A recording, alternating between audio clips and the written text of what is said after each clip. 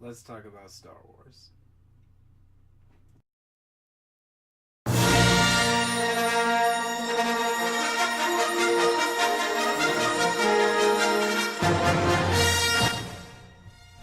Star Wars is one of those films you can ask anyone and they have at least the most basic of information.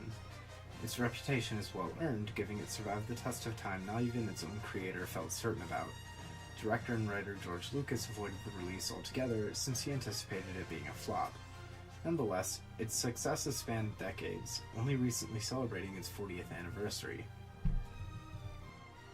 Never will I forget watching Star Wars: A New Hope with my dad for the first time when I was young, one warm summer night. The storytelling, the action, the drama, the special effects, it all blew my mind away at the time and opened a window of thinking moving onwards.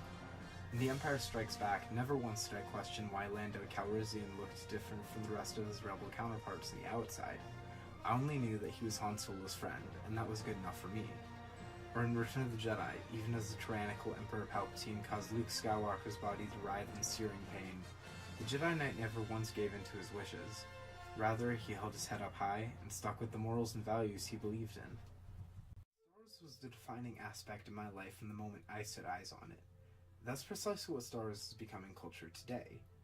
It's a defining moment that shapes the lives of its viewers since that fateful release in 1977. While originally the most enveloping pieces of the films were the awe and wonder it instilled in me as a young child, another look can actually reveal the appeal of the sci-fi space opera goes even deeper than that. One of the most appealing aspects of the series was its unity among the universe's inhabitants, an aspect that went from the screen to the audience. Star Wars took the racial unity Star Trek pushed in the 60s and pushed it even further, completely dropping any blatant racial lines at all. Because of this, the films appealed to the massive range of groups, and served as a rallying point among these fans. People could find something to enjoy in Star Wars regardless of race, religion, sexual orientation, or personal background. It truly served as a source for peace and order in the galaxy, shaping its audience in a way few films have done since. This, however, was not always the rule. The spark of unification was slowly snuffed out during the second trilogy Lucas wrote and directed, which came under heavy flack for a variety of reasons. This includes its misappropriation of cultural styles, such as Natalie Portman's headpieces, and accusations of racial stereotypes, especially those of Jar Jar Binks, claimed to be an African-American stereotype. Almost got us killed. Are you brainless? I speak? The ability to speak does not make you intelligent. Now get out of here. No, Mr. Stay. Mr. called Jar Jar Binks. Mr. Your humble servant. That won't be necessary. Oh, but it is. It is demanded by the gods, it is. And the greedy traitor Watto, who seemed to be guilty of being a Jewish caricature.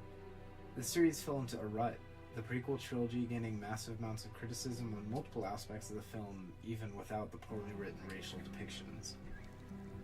I don't like sand. It's coarse and rough and irritating, and it gets everywhere. To fans during that period, Star Wars just felt like a very different Star Wars. While these instances stood out vividly in the franchise's history, they were also not the killing point for the series. The third trilogy, now free from Lucas's jurisdiction after Disney bought the rights to the franchise, returned to their origins of all types of people being included.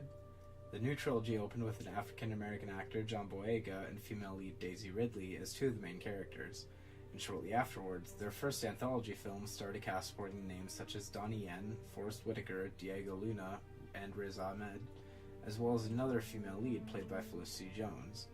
Along with the rising inclusion of LGBT+ in the new canon, Star Wars is regaining its footing as a cultural melting pot. Once more, Star Wars is a galaxy far, far away, where good triumphs over evil, determination and hope persevere, and the Force is with us all, always.